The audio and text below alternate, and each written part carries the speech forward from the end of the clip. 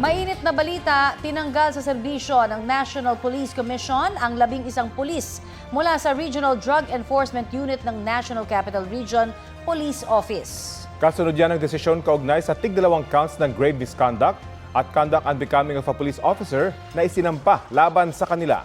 Nag-ugat ang mga reklamo sa sumbong ng 2 ginang kaugnay sa pagdukot sa kanilang mga anak sa magkahiwalay na anti-drug operation sa Maynila at Las Piñas noong 2021.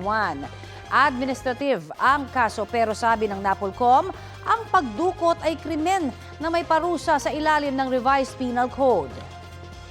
Bukod sa dismissal, papatawan din ng iba pang parusa ang mga na-dismiss na pulis. Sabi naman ng Philippine National Police, papanagutin nila ang mga dapat managot at ipagpapatuloy ang paglilinis sa kanilang hanay. Sinusubukan pang hinga ng pahayag ang 11 pulis.